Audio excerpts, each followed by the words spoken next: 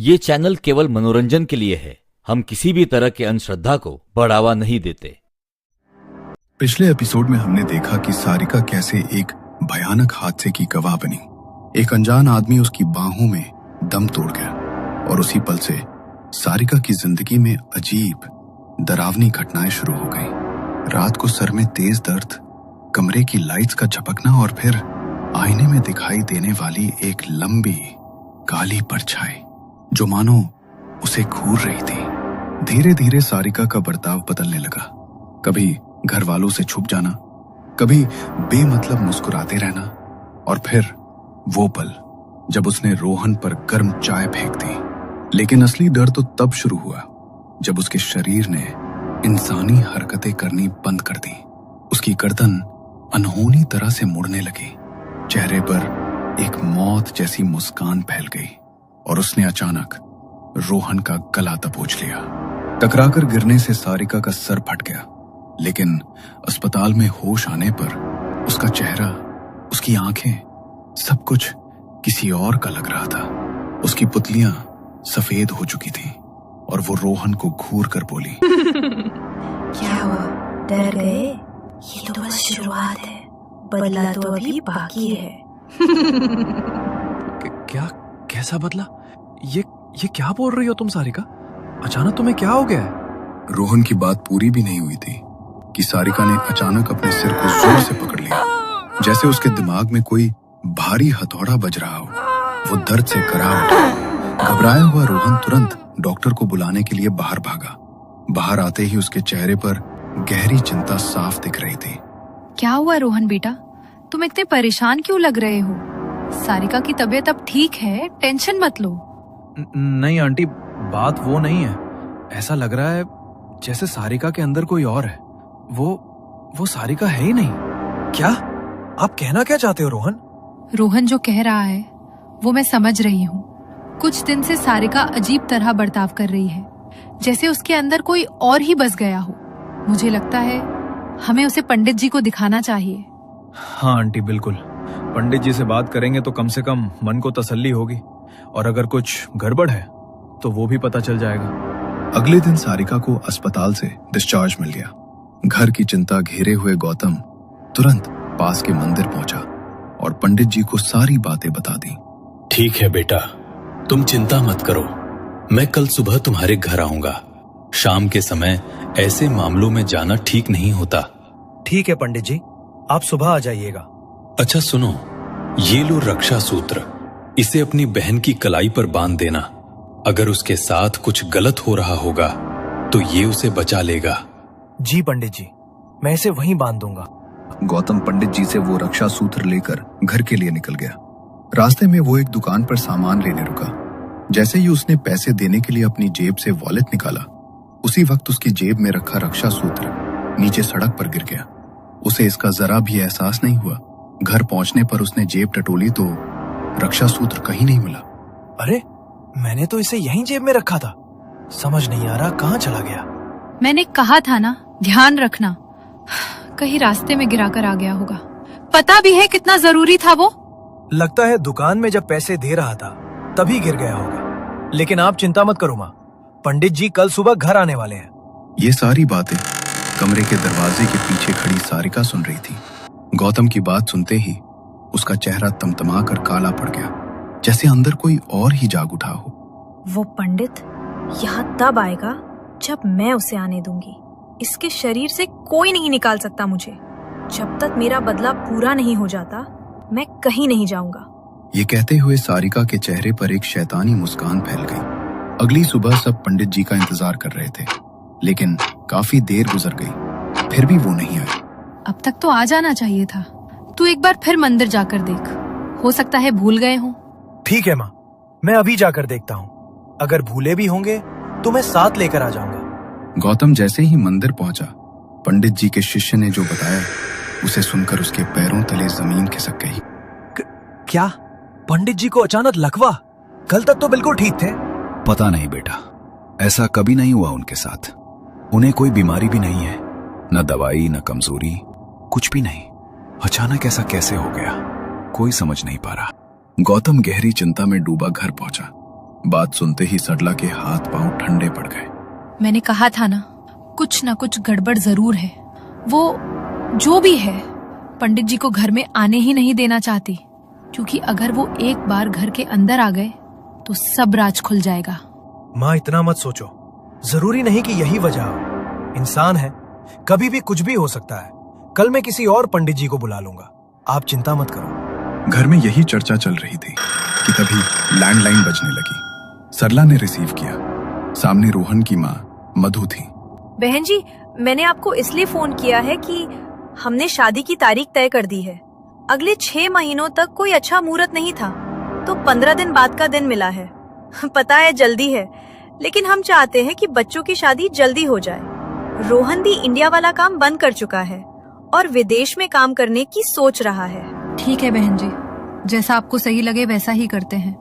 वैसे भी शादी आज नहीं तो कल करनी ही है। बस अब इतनी जल्दी में हमें आज से ही सारी तैयारियां शुरू करनी पड़ेंगी। शादी सिर्फ 15 दिन बाद तय थी। घर पर हलचल बढ़ गई। सजावट, खरीदारी, रिश्तेदारों के फोन और इन सब के बीच कोई धीरे धीरे सारिका की हालत ही भूल गया। दिन बीते और वो दिन आ गया, सारिका की शादी का दिन। बारात आने में बस कुछ ही समय बाकी था। सारिका दुल्हन का लाल जोड़ा पहनकर अपने कमरे में तैयार हो रही थी। जेवरी, मेकअप और चेहरे पर हल्की शांति, लेकिन उसकी आंखों के भीतर कहीं एक ठंडा सन्नाटा छिपा था। तैयार होने के बाद उसने सबको बाहर भेज दिया। फिर धीरे से अपनी अलमारी खोली और वहां से एक कुर्ता निकाला। वही कुर्ता जिस दिन उसके दफ्तर के सामने वो एक्सीडेंट हुआ था और उस अजनबी आदमी का खून उस पर लगा था। सारिका ने वो दाग कभी नहीं धोए थे, बल्कि कुर्ते को यूं ही संभाल कर रख लिया था। आज उसने वो कुर्ता खोला।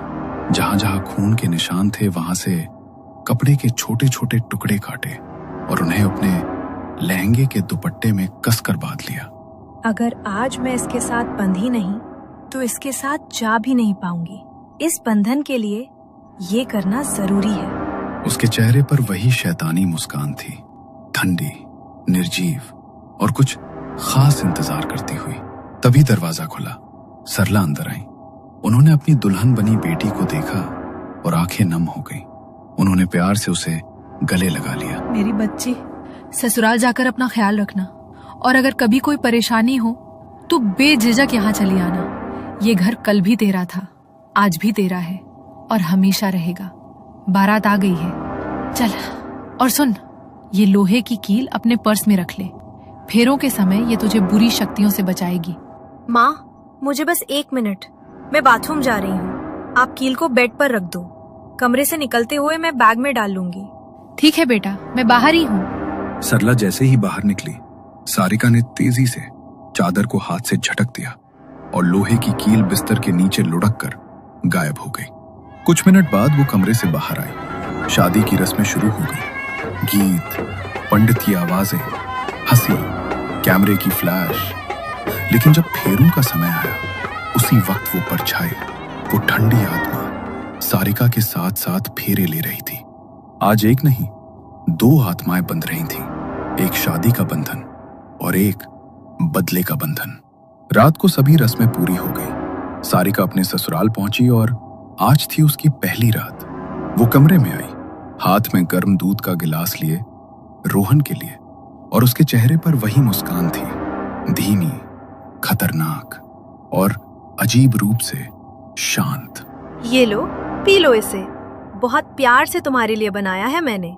अगर इतना प्यार से कहोगी तो मैं तुम्हारे हाथ का जहर भी पी जाऊंगा। सोच समझ कर बोलो रोहन, क्या पता इस दूध में वाकई जहर हो और इसे पीने के बाद तुम हमेशा हमेशा के लिए। सारिका, ये कैसी बातें कर रही हो तुम? पहले तो तुम कभी ऐसा जवाब नहीं देती थी। अरे बाबा, मजाक कर रही थी।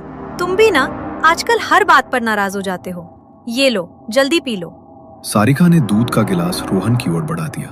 रोहन ने गिलास पकड़ा ही था कि ठक ठक ठक दरवाजे पर जोर जोर से दस्तक होने लगी। रोहन, दरवाजा खोलो बेटा, जल्दी खोलो, और वो दूध मत पीना। दूध मत पीना? माँ ऐसा क्यों कह रही है? जल्दी दरवाजा खोलो। सारिका का चेहरा एक पल में गुस्से से तमतमा गया। ना चाहते हुए भी उसने दरवाजा खोला। मधु भीतर घबराई हुई दौड़ते हुए आई। बेटा, तूने दूध पिया तो नहीं? नहीं माँ, लेकिन ऐसा क्यों बोल रही हो? क्या हुआ है? अभी मैं रसोई में गई थी तो देखा जिस पतीले में दूध था उसमें छिपकली गिर गई थी। उसका जहर दूध में घुल गया होगा। अगर तू पी लेता तो बहुत बड़ा अनर्थ हो जाता। क्या? लेकिन जब मैं दूध लेकर आई थी तब तो ऐसा कुछ नहीं था। शायद मेरे आने के बाद गिरी होगी। वो जो भी हो बहू, लेकिन इस दूध को जाकर गिरा दे।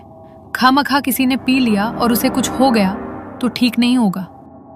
जी माँ जी। सारिका ने टेबल पर रखा हुआ दूध का ग्लास उठाया और उसे किचन में लेकर गई। उसने सारा दूध सिंक में गिरा दिया, लेकिन उसका गुस्सा उसके चेहरे पर साफ दिखाई दे रहा था। अगर ये बीच में ना आई होती तो अब तक इसका खेल खत्म कर चुका होता। मैं पहली रात ही जान ले लेता इसकी। जान तो मैं इसकी उसी दिन ले लेता, मगर। अरे भाभी, आप खुद से क्या बातें कर रही हैं? कुछ चाहिए था क्या आपको? मैं दे देती हूँ। नहीं नहीं, बस कुछ नहीं चाहिए। बहुत रात हो गई है और तुम भी थक गई होगी ना। जाओ, जाकर सो जाओ। विनीता भी अपने कमरे में चली गई। सारिका जब कमरे में वापस गई तो रोहन बहुत घबराया हुआ था। क्या हो गया? इतना घबरा क्यों रहे हो? तुम भी ना दिन पर दिन डरपोक होते जा रहे हो। तुम्हारा दिमाग तो खराब नहीं हो गया है सारिका? पहले तो मेरी बहुत चिंता रहती थी तुम्हें, और अब इतना बड़ा नुकसान होने से बचा है और तुम ऐसे रिएक्ट कर रही हो जैसे कुछ हुआ ही नहीं है। मुझे इस टाइम तुमसे बात करने का बिल्कुल भी मन नहीं हो रहा है, इसलिए प्लीज अभी कुछ मत बोलो और सो जाओ। रोहन ने रूम की लाइट्स ऑफ की और चादर ओढ़कर सो गया। कुछ देर बाद उसे कमरे में खटखट की आवाज सुनाई दी। उस आवाज से उसकी आंख खुल गई। उसने अपने बगल में देखा तो सारिका वहां पर नहीं थी। सारिका, सारिका कहाँ पर हो तुम? ये आवाज तुम ही कर रही हो क्या? चुप। सारिका, सारिका कहाँ पर हो तुम? मुझे दिखाई क्यों नहीं दे रही हो? देखो, मुझे डराना बंद करो। मुझे ये मजाक बिल्कुल भी पसंद नहीं। कुछ देर पहले आने वाली वो खटखट की आवाज बंद हो गई थी, मगर दोबारा से वो आवाज फिर से शुरू हो गई। रोहन ने हर जगह नजर घुमाकर देखा, मगर उसे समझ नहीं आया कि आखिर वो आवाज कहां से आ रही है। सारिका भी न जाने कहां थी। वो घबराकर जोर जोर से सांसें लेने लगा और उसने उसकी गर्दन को बुरी तरह जकड़ लिया। छोड़ो मुझे। कौन हो तुम? छोड़ो मुझे। तुझे छोड़ने के लिए यहाँ नहीं आया हूँ मैं। तुझे खत्म करने आया हूँ। अपना बदला लेने आया हूँ। उसने रोहन को जोर का धक्का मारा। रोहन दूर जाकर फर्श पर गिर पड़ा। डर के मारे वो पीछे की ओर सरकने लगा और सारिका धीरे धीरे उसके करीब बढ़ती चली आई। लगता है तेरी याददाश्त बहुत कमजोर हो गई है रोहन, इसलिए तुझे कुछ भी याद नहीं आ रहा।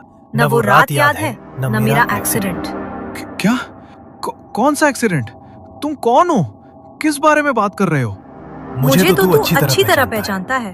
अब नाटक करने की जरूरत नहीं। 25 फरवरी को तू जानबूझकर शहर से बाहर चला गया था, ताकि जब तू मुझे मरवाए तो किसी को तुझ पर शक न हो और आराम से मेरे सारे शेयर्स तेरे नाम ट्रांसफर हो जाए। और ये सब तेरी प्यारी सारिका भी जानती थी। नमन? हाँ नमन, बहुत जल्दी पहचान गया ना? अच्छी बात है। कम से कम मरने से पहले तुझे ये तो पता चलेगा कि तू क्यों मर रहा है। नहीं नमन, प्लीज छोड़ दे मुझे। जो भी किया अनजाने में किया। लालच आ गया था मन में। मैं तुझे मारना नहीं चाहता था। पता नहीं ये सब कैसे हो गया। बस बहुत हो गया। अगर तू मुझे मारना नहीं चाहता था तो मेरा एक्सीडेंट करवाया ही क्यों था? कुछ दिन पहले रात के 11 बज रहे थे। रोहन अपने स्टडी रूम में अकेला बैठा था। टेबल पर विस्की का गिलास, लैपटॉप खुला हुआ और फोन कान से सटा हुआ। सुनो, कल 25 फरवरी है। ठीक शाम के 7 बजे के आसपास नमन ऑफिस से अपनी काली बाइक पर निकलेगा, उसी मोड़ पर जहां स्ट्रीट लाइट खराब रहती है। बस एक जोर की टक्कर, ब्रेक फेल का एक्सीडेंट लगना चाहिए। बचने की कोई गुंजाइश नहीं रहनी चाहिए, समझे? दूसरी तरफ से हल्की हामी की आवाज आई। और हाँ, वहां से तुरंत गायब हो जाना। सीसीटीवी में कुछ नहीं आना चाहिए। पैसे डबल कर दूंगा, बस काम हो जाना चाहिए। मेरे सारे शेयर्स मेरे नाम हो जाने चाहिए।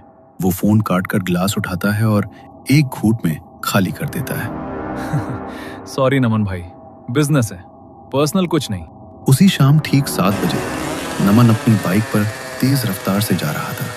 अचानक सामने से एक ट्रक ने उसे टक्कर मारी। बाइक हवा में उछली। नमन दूर जा गिरा। सड़क पर खून की लकीरें बन गई। सारिका को सब पहले से पता था। वो जानबूझकर मौके पर पहुंची। नाटक करने के लिए चीखी चिल्लाई, रोई मानो नमन को बचाना चाहती हो। लेकिन नमन मरने से पहले सब समझ चुका था। उसकी आत्मा उसी पल सारिका के शरीर में समा गई थी, ताकि अब सारिका के ही हाथों से रोहन और सारिका दोनों से अपना बदला पूरा कर सके। मैं मानता हूं जो हुआ बहुत गलत हुआ। जितने चाहे शेयर्स ले लो, सारी संपत्ति ले लो। प्लीज नमन, मुझे छोड़ दे, माफ कर दे मुझे, प्लीज। सारिका, जिसके अंदर अब नमन था, ने गुस्से से रोहन की तरफ देखा। उसने रोहन को जोर से धक्का दिया। रोहन लड़खड़ाकर बेड के कोने से टकराया। उसका सिर फट गया और खून की धार बहने लगी। सारिका ने उसे कॉलर से पकड़कर घसीटा, खिड़की की ओर ले गई और बार बार उसका सिर दीवार पर दे मारा। कमरे की दीवारें, फर्श सब खून से तर हो चुके थे। रोहन की सांसें थम चुकी थीं। सारिका ने रोहन के निर्जीव शरीर को खिड़की से नीचे फेंक दिया, फिर पास रखे चाकू को उठाया, अपनी गर्दन पर गहरा घाव किया और खुद भी खिड़की से छलांग लगा दी। जिस धोखे ने नमन की जान ली थी, उसी एक रात में नमन ने दोनों से अपना पूरा बदला वसूल कर लिया। शायद अब उसकी आत्मा को चैन मिल गया हो और वो मुक्ति की ओर चल पड़ा हो।